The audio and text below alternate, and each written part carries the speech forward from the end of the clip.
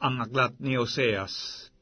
Oseas, Kabanata 1. Ang salita ng Panginoon na dumating kay Oseas na anak ni Beeri ng mga kaarawan ni Osias, ni Hotam, ni Ahas, at ni Ezekias, na mga hari sa Huda, at ng mga kaarawan ni Jeroboam na anak ni Joas, na hari sa Israel.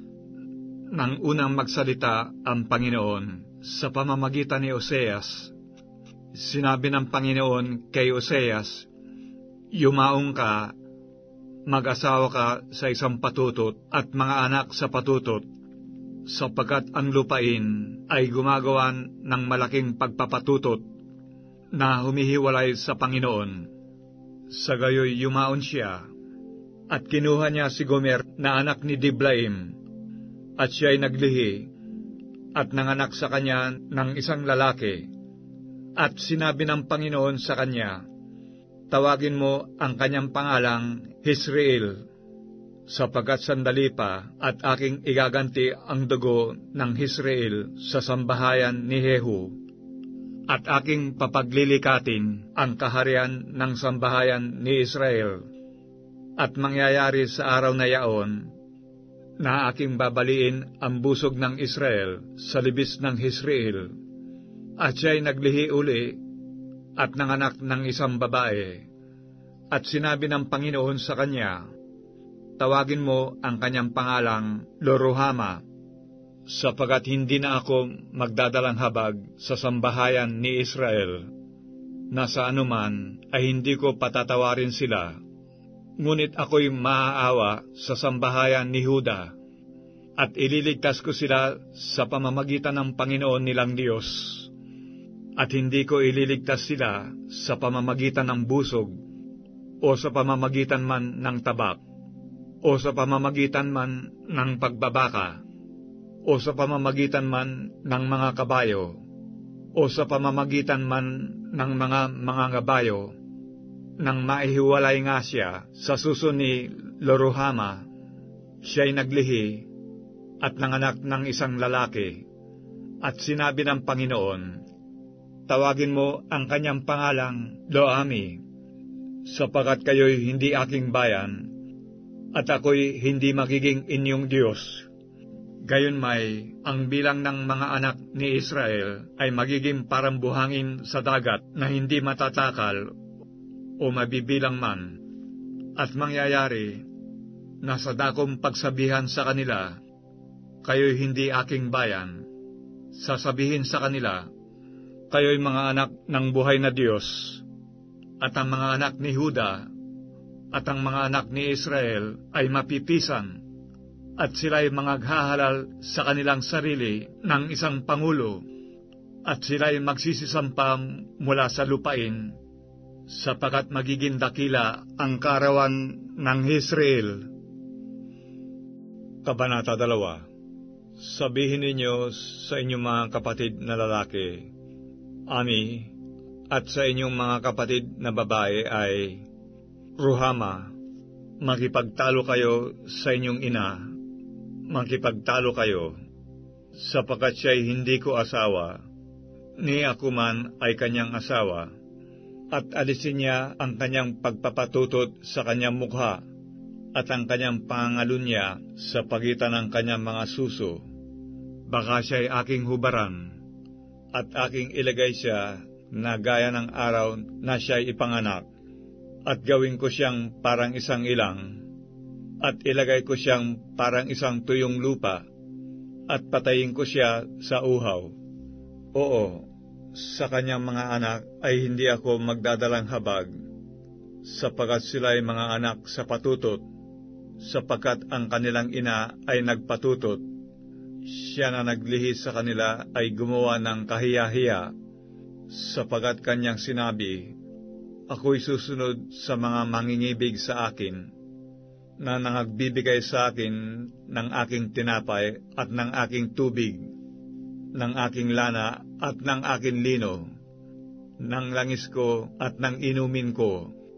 Kaya't narito, aking babakuran ng mga tinik ng iyong daan, at ako'y gagawa ng bakod laban sa kanya, na hindi niya masusumpungan ang kanyang mga landas. At siya'y susunod sa mga mangingibig sa kanya, ngunit hindi niya sila aabutan, at hahanapin niya sila, ngunit hindi niya sila masusumpungan. Kung magkagayoy, sasabihin niya, ako'y yayaon at babalik sa aking unang asawa, sapagat naging mabuti sa akin kaysa ngayon, sapagat hindi niya naalaman na ako ang nagbigay sa kanya ng trigo, at ng alak, at ng langis, at nagpaparami sa kanya ng pilak at ginto, na kanilang ginamit kay Baal. Kaya't aking babawiin ang aking trigo sa panahon niyaon, at ang aking alak sa panahon niyaon, at aking aalisin ang aking lana at ang aking lino na sana'y tatakip sa kanyang kahubaran. At ngayoy aking ililitaw ang kanyang kahalayan sa paningin ng mga mangingibig sa kanya, at walang magliligtas sa kanya mula sa aking kamay. Akin din namang papaglilikatin ang kanyang mga kalayawan, ang kanyang mga kapistahan, ang kanyang mga bagong buwan, at ang kanyang mga sabat, at lahat ng kanyang takdang kapulungan. At aking iwawasak ang kanyang mga puno ng ubas, at ang kanyang mga puno ng higos, na siya niyang sinasabi, ang mga ito ang aking kaupahan na ibinigay sa akin ng mga mangingibig sa akin, at ang mga yaoy aking gagawing isang gubat, at kakanin ng mga hayop sa parang, at aking dadalawin sa kanya ang mga kaarawan ng mga Baal, na siya niyang pinagsusunugan ng kamangyan, nang siya'y nagpaparanya ng kanyang mga hikaw at kanyang mga hiyas, at sumusunod sa mga mangingibig sa kanya, at kinalilimutan ako, sabi ng Panginoon. Kaya't narito, akin siyang hihikayatin, at dadalhin siya sa ilang, at pagsasalitaan ko siyang may pag-aliw, at ibibigay ko sa kanya ang kanyang mga ubasan mula roon, at ang libis ng akor na pinakapintuan ng pag-asa, at siya'y sasagot doon, gaya ng mga kaarawan ng kanyang kabataan, at gaya ng araw na siya'y sumampa mula sa lupain ng Ehipto. At mangyayari sa araw na yaon, sabi ng Panginoon, natatawagin mo akong Ishi, at hindi mo na ako tatawagin Baali, sapagat aking aalisin ang mga pangalan ng mga Baal sa kanyang bibig, at siya'y hindi na babanggitin pa sa pamamagitan ng kanilang pangalan.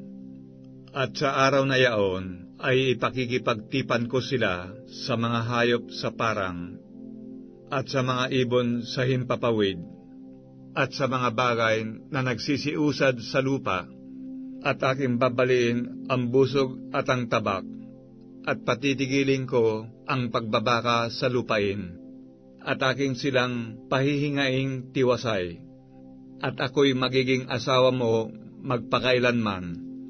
Oo, magiging asawa mo ako sa katwiran, at sa kahatulan, at sa kagandahang loob, at sa mga kaawaan. Magiging asawa mo rin ako sa pagtatapat, at inyong makikilala ang Panginoon. At mangyayari sa araw na yaon, na ako'y sasagot, sabi ng Panginoon. Ako'y sasagot sa langit, at sila'y magsisisagot sa lupa, at ang lupa'y sasagot sa trigo, at sa alak, at sa langis, at sila'y magsisisagot sa Jezreel, at aking itatawag siya para sa akin sa lupa, at ako'y magdadalang habag sa kanya na hindi nagtamon ng kahabagan, at aking sasabihin sa kanila na hindi ko bayan, ikaw ay ang aking bayan, at siya'y magsasabi, ikaw ay ang aking Diyos. Kabanata 3. At sinabi ng Panginoon sa akin, yumaong ka pa, Suminta ka sa isang babae na minamahal ng kanyang kaibigan, at mangangalunya sa makatwid bagay ng gaya ng pag-ibig ng Panginoon sa mga anak ni Israel, bagamat sila'y nagsisipihit sa ibang mga Diyos at nangagkakagusto ng mga binilong pasas. Sa gayoy, binili ko siya para sa akin ng 15 putol na pilak at ng 1 homer na sibada at ng kalahating homer na sibada.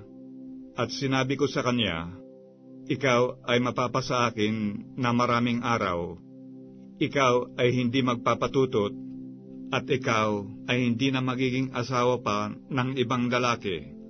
Kaya't ako naman ay sasa iyo, sapagkat ang mga anak ni Israel ay magsisitahang maraming araw na walang hari, at walang prinsipe, at walang hain, at walang haligi, at walang ipod o mga terap.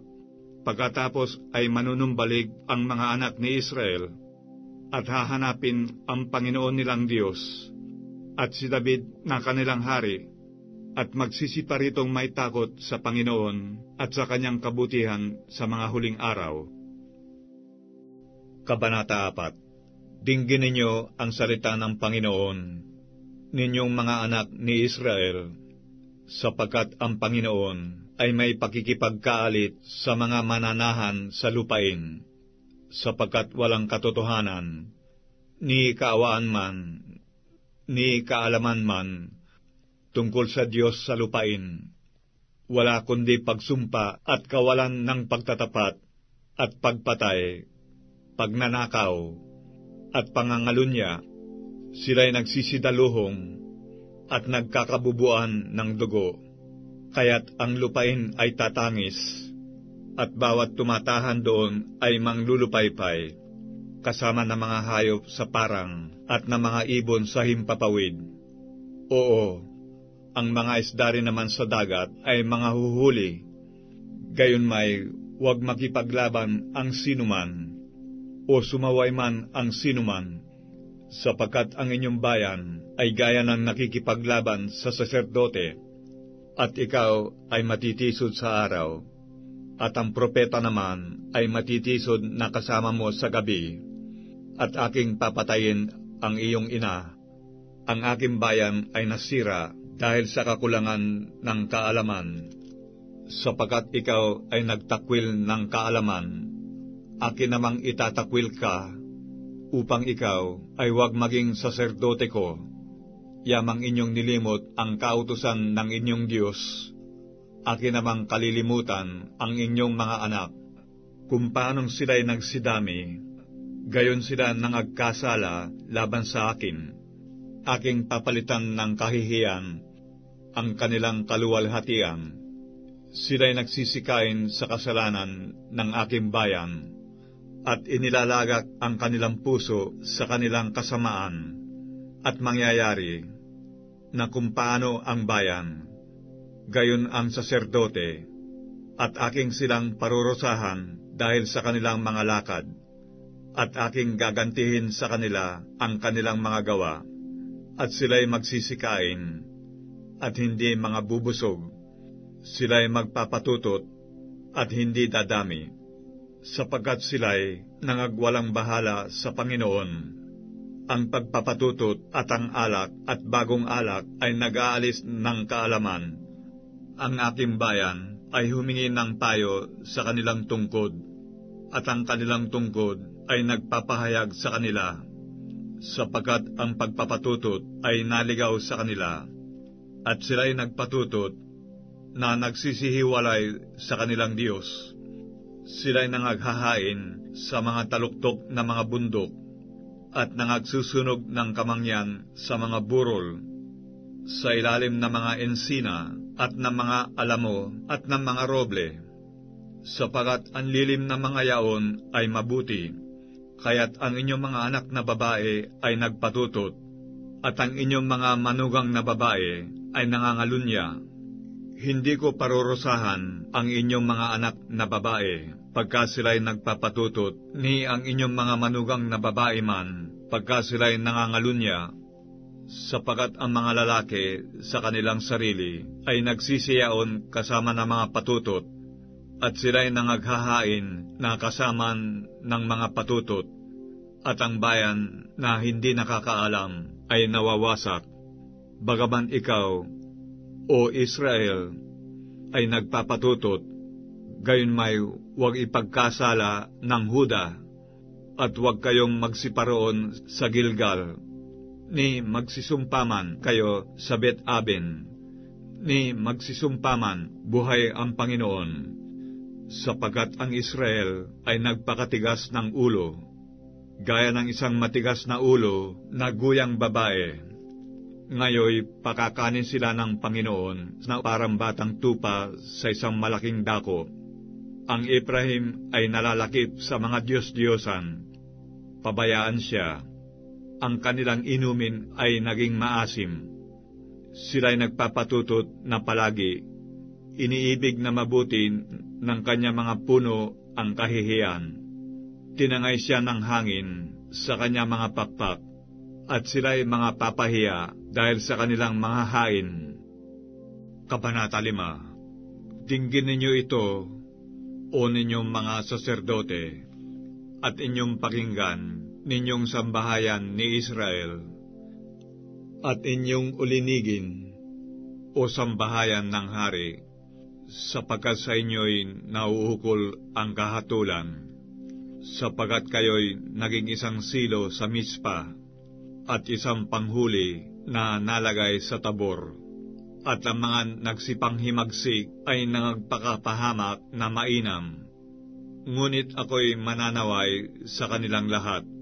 Aking kilala ang Ephraim at ang Israel na hindi lingid sa akin, sapagkat ngayon, O Ephraim, ikaw ay nagpatutot, ang Israel ay napahamak. Hindi sila titiisin ng kanilang mga gawain na manumbalik sa kanilang Diyos, sapagkat ang pagpapatutot ay nasa loob nila, at hindi nila nakikilala ang Panginoon, at ang kapalaluan ng Israel ay nagpapatotoo sa kanyang mukha, kaya't ang Israel at ang Ephraim ay mga titisod sa kanilang kasamaan. Ang Huda'y matitisod ding kasama nila. Sila'y magsisiyaong kasama ng kanilang kawan at ng kanilang bakahan upang hanapin ang Panginoon. Ngunit hindi nila masusumpungan siya. Siya'y umurong sa kanila. Sila'y nagsigawan ng paglililo laban sa Panginoon, sapagkat sila'y nanganak ng ibang mga anak. Lalamunin nga sila ng bagong buwan, 10 ng kanilang mga parang. Hipan ninyo ang korneta sa Gabaa, at ang pakakak sa Rama. Kayo'y magsitugtog ng hudyat sa Bet-aben, sa likuran mo, O Benjamin. Ang Ephraim ay magiging kasiraan sa kaarawan ng pagsaway. Sa gitna ng mga lipi ng Israel ay aking ipinakilala ang tunay na mangyayari. Ang mga prinsipe sa Huda ay gaya na nagsisibagon ng lindero. Aking ibubuhos ang aking galit sa kanila na parang tubig. Ang Ephraim ay napighati, siya'y nadikdik sa kahatulan, sapagkat siya'y nasisiyahang lumakad ng ayon sa utos ng tao. Kaya't ako'y sa Ephraim na parang tanga, at sa sambahayan ni Huda na parang kabulukan. Nang makita ng Ephraim ang kanyang sakit, at nang makita ni Huda ang kanyang sugat, naparoon nga ang Ephraim sa Assyria, at nagsugo sa Haring Hareb, ngunit hindi niya mapagagaling kayo, ni kanyang mapagagaling man kayo sa inyong sugat, sapagat ako'y magiging parang leon sa Ephraim, at parang batang leon sa sambahayan ni Huda. Ako, sa makatwid bagay ako, ay aagaw at aalis. Ako'y mag-aalis, at walang magliligtas. Ako'y yayaon, at babalik sa aking dako, hanggang sa kanilang kilalanin ang pagkakasala, at hanapin ang aking mukha, sa kanilang pagdadalamhati ay hahanapin nila akong mainam. Kabanata 6. Magsiparito kayo, at tayo'y manumbalik sa Panginoon, sapagkat siya'y lumapa, at pagagalingin niya tayo. Siya'y nanakit, at kanyang tatapalan tayo. Pagkatapos ng 2 araw ay muling bubuhayin niya tayo. Sa 3 araw ay ibabangon niya tayo, at tayo'y mga bubuhay sa harap niya. At ating kilalanin, tayo'y magpatuloy upang makilala ang Panginoon. Ang kanyang paglabas ay tunay na parang umaga, at siya'y paririto sa atin na parang ulan, na parang huling ulan na dumidilig ng lupa. O Ephraim, ano ang gagawin ko sa iyo? O Huda, ano ang gagawin ko sa iyo? Sapagkat ang iyong kabutihan ay parang ulap sa umaga, at parang hamog na lumalabas na maaga. Kaya't aking pinutol sila sa pamamagitan ng mga propeta. Aking pinatay sila ng mga salitan ng aking bibig. At ang inyong mga kahatulan ay parang liwanag na lumalabas, sapagkat ako'y nagnanasan ng kaawaan at hindi hain, at ng pagkakilala sa Diyos, higit kaysa mga handog na susunugin. Ngunit sila, gaya ni Adan, ay sumalangsang sa tipan. Do'y nagsigawa silang may pagdililo laban sa akin. Ang Galaad ay bayang gumagawan ng kasamaan, tigmak sa dugo, at kung paanong ang mga pulutong na mga tulisan na nagsisiyabang sa isang tao, ay gayon ang pulutong na mga saserdote na nagsisipatay sa daan na dakong Sikem. Oo, sila'y gumawa ng kahalayan. Sa sambahayan ni Israel ay nakakita ko ng kakilakilabot na bagay. Do'y nagpatutot ang Ephraim. Ang Israel ay napahamak. Sa iyo man, O Huda, may takdang paggapas, pagka aking ibabalik ang nangabihag sa aking bayan. Kabanata 7. Nang aking pagagalingin ang Israel, ang kasamaan nga ng Ephraim ay lumitaw, at ang kasamaan ng Samaria, sapagkat sila'y nagsinungaling, at ang magnanakaw ay pumapasok, at ang pulutong na mga tulisan ay nananamsam sa labas, at hindi nila ginugunita sa kanilang mga puso na aking inaalaala ang lahat nilang kasamaan. Ngayoy kinukulong sila sa palibot ng kanilang sariling mga gawa. Sila'y nangasa harap ko. Kanilang pinasasayan ng kanilang kasamaan ang hari, at ng kanilang pagsisinungaling ang mga prinsipe. Silang lahat ay mga mangangalunya. Sila'y parang hurnong iniinit ng magtitinapay. Sila'y tumigil na magsulong ng apoy, mula sa paggawan ng masa hanggang sa umaasim. Nang kaarawan ng ating hari, ang mga prinsipe ay nagpakasakit sa pamamagitan ng tapang ng alak. Kanyang iniuunat ang kanyang kamay sa mga manduduwahagi, sapagkat kanilang inihanda ang kanilang puso na parang hurno, samantalang sila'y nangag-aabang. Ang kanilang magtitinapay ay natutulog magdamag. Sa kinaumagahay, nagniningas na parang liab na apoy. Silang lahat ay nag-iinit na parang hurno, at nilalamon ang kanilang mga hukom. Lahat nilang hari ay nangabual. Wala sa kanila na tumatawag sa akin. Ang Ephraim, nakikisalamuha sa mga bayan. Ang Ephraim ay isang tinapay na hindi binalik. Nilamon ng mga taga-ibang lupa ang kanyang yaman, at hindi niya nalalaman.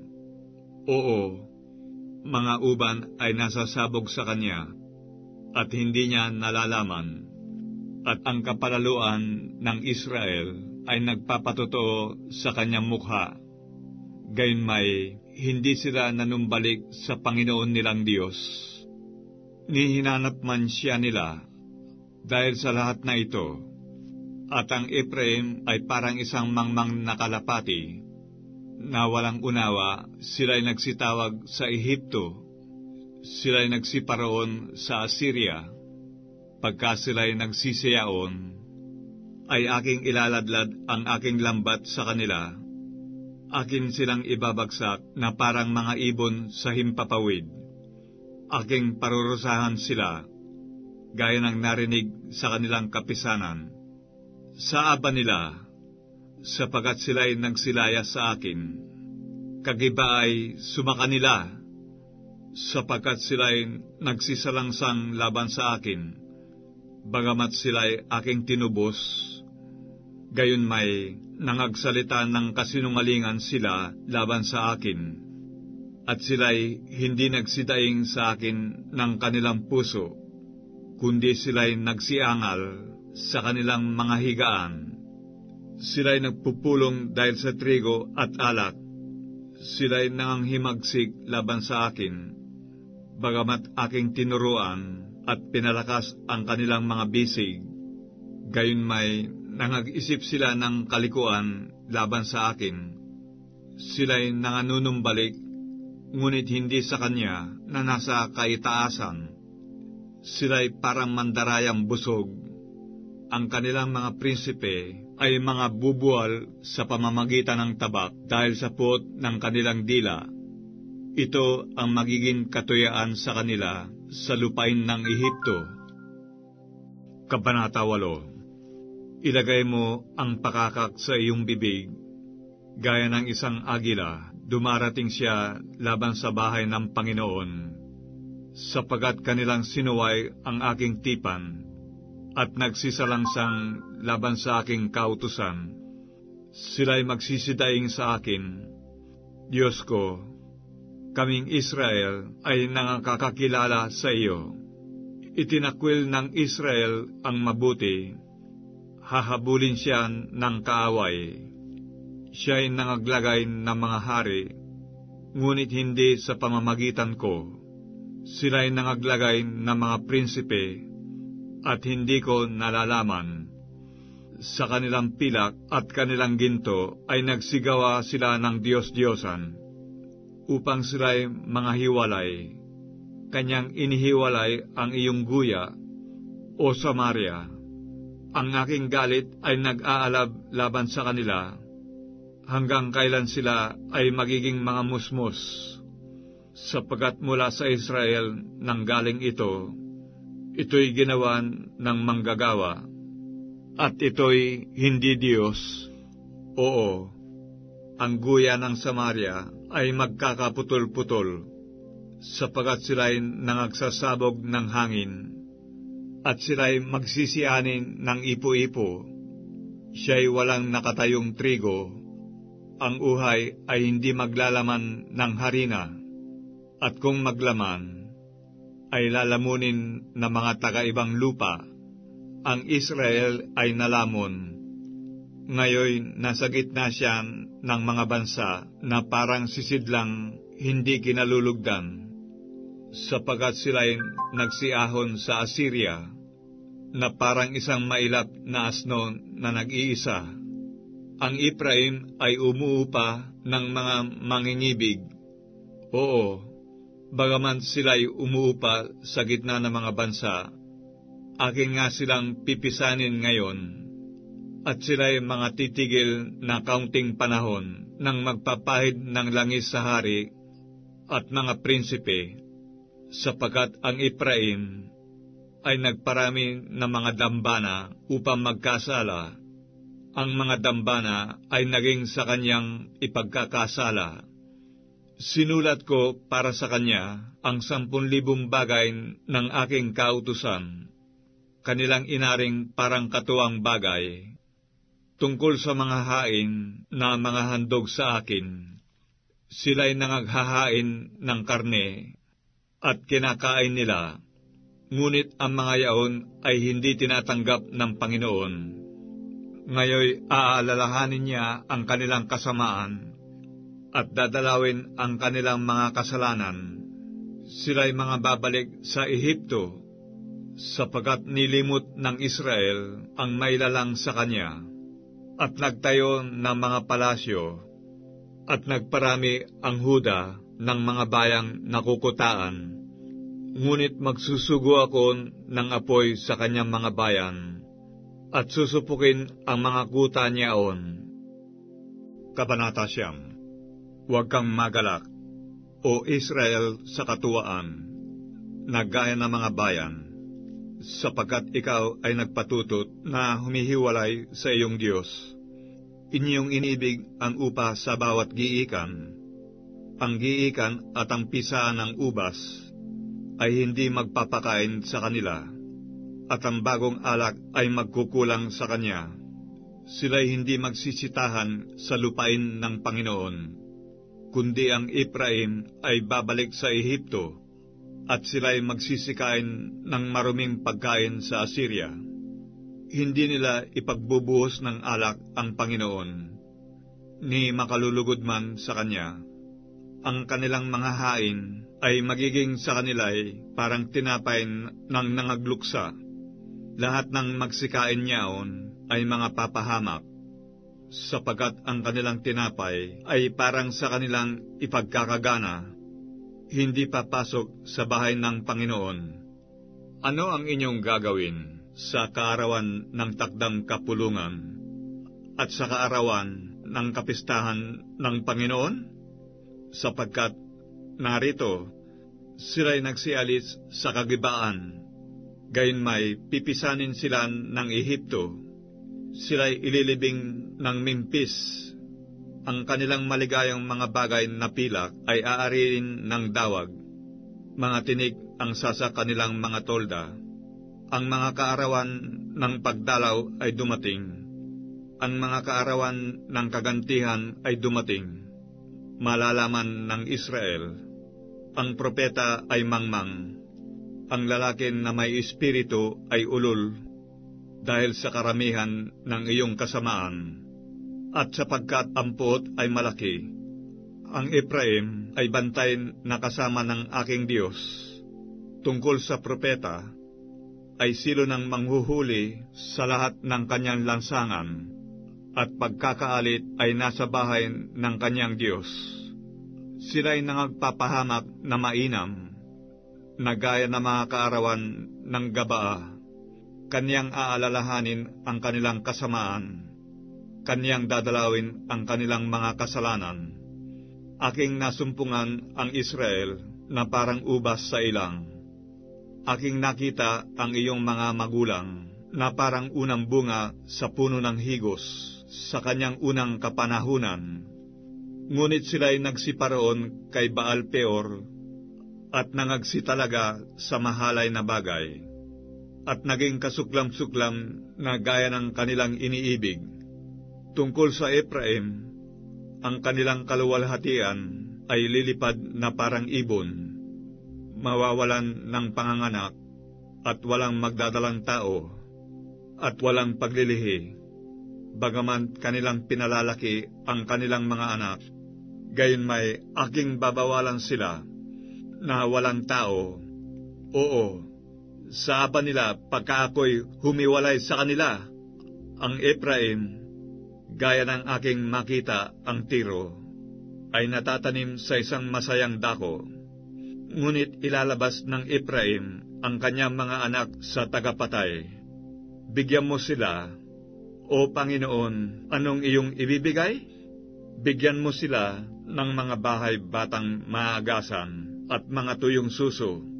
Lahat nilang kasamaan ay nasa Gilgal, sapagkat do'y kinapuotan ko sila. Dahil sa kasamaan ng kanilang mga gawa, akin silang palalayasin sa aking bahay. Hindi ko na sila iibigin. Lahat nilang prinsipe ay mapagsalangsang.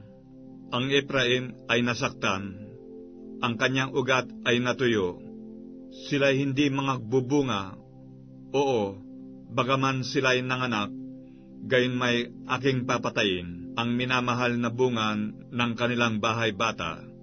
Itatakwil sila ng aking Diyos, sapagkat hindi nila dininig siya, at sila'y magiging mga gala sa gitna ng mga bansa. Kabanata 10. Ang Israel ay isang mayabong na baging na nagbunga ayon sa karamihan ng kanyang bunga. Kanyang pinarami ang kanyang mga dambana ayon sa kabutihan ng kanyang lupain. Ay nagsigawa sila ng mga mainam na haligi. Ang kanilang puso ay nahati. Ngayon, mga susumpungan silang salarin. Kanyang ibabagsak ang kanilang mga dambana. Kanyang sasamsamin ang kanilang mga haligi. Walang pagsalang ngayon, kanilang sasabihin, kami ay walang hari, sapagat kami ay hindi nangatatakot sa Panginoon. At ang hari, ano ang magagawa niya para sa atin? Sila'y nagsasalitan ng mga walang kabuluhang salita, na nagsisusumpa ng di totoo sa paggawa ng mga tipan. Kaya't ang kahatulan ay lumilitaw na parang ahenho sa mga bungkal sa parang. Ang mga nananahan sa Samaria ay malalagay sa pangingilabot dahil sa mga guya ng Bet-aben, sapagat ang bayan niyaon ay mananangis doon, at ang mga saserdote niyaon na nangagagalak doon, dahil sa kaluwalhatian niyaon, sapagat nawala roon. Dadalhin din naman sa Assyria na pinakakaloob sa Haring Hareb. Ang Ephraim ay tatanggap ng kahihiyan, at ang Israel ay mapapahiya sa kanyang sariling payo. Tungkol sa Samaria, ang kanyang hari ay nahiwalay, na parang bula sa tubig. Ang mataas na dako naman ng Aben, ang kasalanan ng Israel ay masisira. Ang mga tinig at ang mga dawag ay sisibol sa kanilang mga dambana. At sasabihin nila sa mga bundok, takpan ninyo kami, at sa mga burol, mahulog kayo sa amin. O Israel, ikaw ay nagkasala mula sa mga kaarawan ng Gabaa. Doon sila nagsitayo. Ang pagbabaka laban sa mga anak ng kasamaan ay hindi aabot sa kanila sa Gabaa. Pagkasya kong nasa, ay aking parurusahan sila, at ang mga bayan ay magpipisan laban sa kanila, pagka sila'y nagapos sa kanilang dalawang pagsalangsang. At ang Ephraim ay isang dumalagang baka na tinuturuan, na maibigin sa pag-iik ng trigo, ngunit aking pinararaan ang pamatok sa kanyang magandang leeg. Ako'y maglalagay ng isang mananakay sa Ephraim. Mag-aararo ang Huda, dudurugin ng Jacob ang kanyang mga bugal. Mangaghasik kayo sa inyong sarili sa katwiran. Magsigapas kayo ayon sa kaawaan. Bungkalin ninyo ang inyong pinabayaang bukiran, sapagkat panahon na hanapin ang Panginoon, hanggang sa siya'y dumating, at magdalan ng katwiran sa inyo. Kayo'y nangaghasik ng kasamaan, kayo'y nagsianin ng kasalanan, kayo'y nagsikain ng bungan ng kabulaanan, sapagkat ikaw ay tumiwala sa iyong lakad, sa karamihan ng inyong makapangyarihang lalaki. Kaya't babangon ang isang kagulo sa inyong mga bayan, at lahat ng inyong mga katibayan ay magigiba, na gaya ni Salman na gumiba sa Bet-arbel sa kaarawan ng pagbabaka. Ang ina ay pinagluray-luray na kasama ng kanyang mga anak. Gayon ang gagawin ng Betel sa inyo dahil sa inyong malaking kasamaan. Sa pagbubukan liwayway, ang hari ng Israel ay lubos na mahihiwalay. Kabanata 11. Nang bata pa ang Israel, aking minahal siya, at tinawag kong aking anak mula sa Ehipto. Lalo silang tinawag na mga propeta, ay lalo namang silang nagsihiwalay sa kanila. Sila'y nangaghahain sa mga Baal, at nangagsusunog ng mga kamangyan sa mga larawang inanyuan. Gayunmay aking tinuruan ang Ephraim na lumakad. Aking kinalong sila sa aking mga bisig, ngunit hindi nila kinilala na aking pinagaling sila. Akin silang pinatnubayan ng mga tali ng tao, ng mga panalin ng pag-ibig, at ako'y naging sa kanila ay parang nag-alis ng paningkaw sa kanilang mga panga, at ako'y naglagay ng pagkain sa harap nila. Sila'y hindi babalik sa lupain ng Ehipto, kundi ang taga-Assyria ay magiging kanilang hari, sapagkat sila'y nagsisintangging manumbalik sa akin, at ang tabak ay lalagak sa kanilang mga bayan, at susupukin ang kanilang mga halang, at lalamunin sila dahil sa kanilang sariling mga payo, at ang aking bayan ay mahilig ng pagtalikod sa akin. Bagaman kanilang tinatawag siya na nasa itaas, walang lubos na magtataas sa kanya. Paanong pababayaan kita, Ephraim? Paanong itatakwil kita, Israel? Paanong gagawin kitang parang Adma? Paanong ilalagay kitang parang Seboim? Ang aking puso ay nabagbag sa loob ko. Ang aking mga habag ay nangangalab. Hindi ko isasagawa ang kabangisan ng aking galit. Hindi ako babalik upang ipahamak ang Ephraim, sapagkat ako'y Diyos at hindi tao, ang banal sa gitna mo, at hindi ako paroroon na may galit. Sila'y magsisilakad ng ayon sa Panginoon, na siyang uungal na parang leon, sapagkat siya'y uungal, at ang mga anak ay magsisidating na nanginginig na mula sa kalunuran. Sila'y darating na nanginginig na parang ibon na mula sa Ehipto, at parang kalapati na mula sa lupain ng Assyria. At aking patatahanin sila sa kanilang mga bahay, sabi ng Panginoon.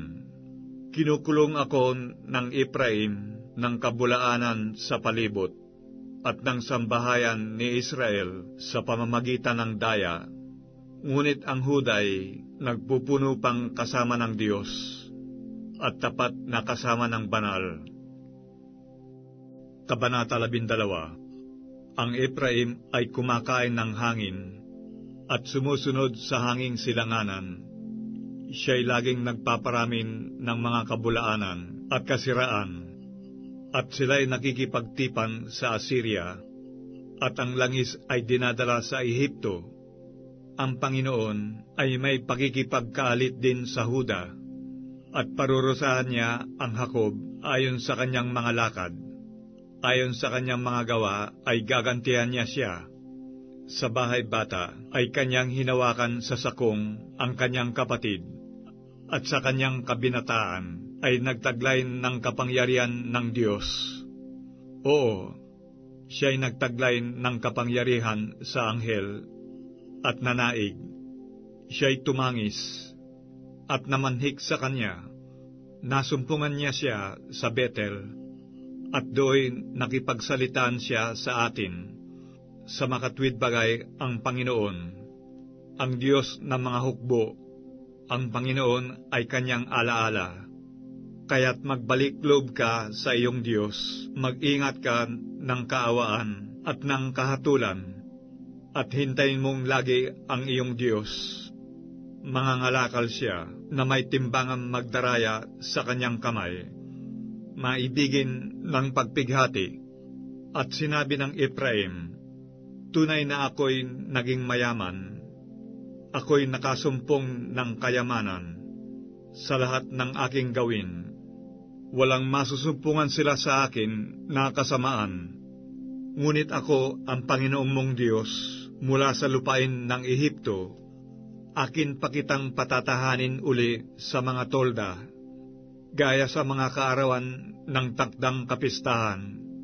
Ako rin naman ay nagsalita sa mga propeta, at ako'y nagparamin ng mga pangitain, at sa pangangasiwan ng mga propeta ay gumamit ako ng mga talinhaga.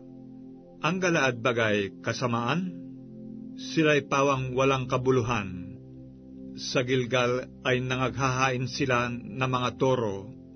Oo, ang kanilang dambana ay parang mga bunton sa mga bungkal ng bukid, At si Jacob ay tumakas, na napatungo sa parang ng Aram, at naglingkod si Israel dahil sa isang asawa, at dahil sa isang asawa ay nag-alaga ng mga tupa, at sa pamamagitan ng isang propeta ay isinampa ng Panginoon ang Israel mula sa Ehipto, at sa pamamagitan ng isang propeta, siya'y naingatan. Ang Ephraim ay namungkahi ng di kawasang galit, kaya't ang kanyang dugo ay maiiwan sa kanya, at ibabalik ng kanyang Panginoon sa kanya ang kakutyaan sa kanya. Kabanata 13. Nang magsalita ang Ephraim, ay nagkaroon ng panginginig. Siya'y nagpapakalaki sa kanyang sarili sa Israel. Ngunit nang siya'y magkasala tungkol kay Baal, ay namatay siya. At ngayon nangagkasala sila ng higit at higit, at nagsigawa sila ng mga larawang binubo sa kanilang pilak, mga Diyos-Diyosan na ayon sa kanilang unawa. Lahat ng yaon ay gawa ng mga manggagawa. Sinasabi nila tungkol sa mga yaon, magsihalik sa mga guya ang mga tao na nangaghahain, kaya't sila'y magiging parang ulap sa umaga, at parang hamog na nawawalang maaga, na gaya ng dayami na tinatangay ng ipo-ipo mula sa giikan, at parang usok na lumalabas sa chimenea. Gayunmay, ako ang Panginoong mong Diyos mula sa lupain ng Ehipto, at wala kang makikilalang Diyos kundi ako, at liban sa akin ay walang tagapagligtas. Nakilala kita sa ilang, sa lupain ng malaking katuyuan, ayon sa pastulan sa kanila. Gayon sila nangabusog, sila'y nangabusog, at ang kanilang puso ay nagmalaki, kaya't kinalimutan nila ako. Kaya't ako'y magiging parang leon sa kanila, parang leopardo na ako'y magbabantay sa tabi ng daan. Aking sasalubungin sila na gaya ng oso na ninakawan ng kanyang mga anak, at aking babakahin ang lamak ng kanilang puso, at do'y lalamunin ko sila ng gaya ng leon. Lalapain sila ng mabangis na hayop, siyang inyong kapahamakan, O Israel, na ikaw ay laban sa akin, laban sa iyong katulong. Saan nandoon ngayon ang iyong hari upang mailigtas kanya sa lahat ng iyong bayan? At ang iyong mga hukom na iyong pinagsasabihan, bigyan mo ako ng hari at mga prinsipe? Aking binigyan ka ng hari sa aking kagalitan, at inalis ko siya sa aking puot. Ang kasamaan ng Ephraim ay nababalot, ang kanyang kasalanan ay nabubunton. Ang mga kapanglawan ng nagdaramdam na babae ay dadanasin niya. Siya'y hindi pantas na anak, sapagat panahon na hindi sana siya marapat maghirap sa pagwawaksi ng mga yaon. Aking tutubusin sila mula sa kapangyarihan ng Sheol. Aking tutubusin sila mula sa kamatayan. O kamatayan, saan nandoon ang iyong mga salot? O Sheol, saan nandoon ang iyong kasiraan? Pagsisisi ay malilingid sa aking mga mata, bagaman siya'y mabunga sa kanyang mga kapatid. Isang hanging silanganan ay darating. Ang hinga ng Panginoon ay umiilang lang mula sa ilang, at ang kanyang tipunan ng tubig ay magiging tuyo, at ang kanyang bukal ay matutuyo. Kanyang sasansamin ang kayamanan ng lahat na maligayang kasangkapan. Tataglayin ng Samaria ang kanyang sala, sapagkat siya'y naghimagsik laban sa kanyang Diyos. Sila'y mga bubual sa pamamagitan ng tabak, at ang kanilang mga sanggol ay pagluluray-lurayin, at ang kanilang mga nagdadalang tao ay paluluwain ang bituka. Kabanata 14. O Israel, manumbalik ka sa Panginoon mong Diyos, sapagkat ikaw ay nabuwal dahil sa iyong kasamaan. Magpahayag kayo na may pagsisisi, at magsipanumbalik kayo sa Panginoon. Sabihin ninyo sa Kanya, alisin mo ang buong kasamaan at tanggapin mo ang mabuti. Sa gayoy, aming ilalagak na parang mga toro ang handog ng aming mga labi. Hindi kami ililigtas ng Assyria. Kami ay hindi sasakay sa mga kabayo, ni magsasabi pa man kami sa gawa ng aming mga kamay, kayo'y aming mga Diyos, sapagkat dahil sa iyo'y nakakasumpong ng kaawaan ang ulila. Aking gagamutin ang kanilang pagtalikod. Akin silang iibiging may kalayaan, sapagkat ang aking galit ay humiwalay sa kanya. Ako'y magiging parang hamog sa Israel. Siya'y bubukang parang lila, at kakalat ang kanyang ugat na parang Libano. Ang kanyang mga sanga ay magsisiyabong, at ang kanyang kagandahan ay magiging parang puno ng ulibo, at ang kanyang bango ay parang Libano. Silang nagsisitahan sa kanyang lilim ay manunumbalik. Sila'y mga bubuhay uling gaya ng trigo, at mga mumulaklak na gaya ng puno ng ubas. At ang amoy ay magiging gaya ng alak ng Libano. Sasabihin ng Ephraim, ano pa ang aking gagawin sa mga Diyos-Diyosan? Ako'y sasagot, at aking hahalatain siya. Ako'y parang sariwang abeto. Mula sa akin ay nasusumpungan ang iyong bunga. Sino ang pantas, at siya'y makakaunawa ng mga bagay na ito? At mabait, at kanyang mga lalaman?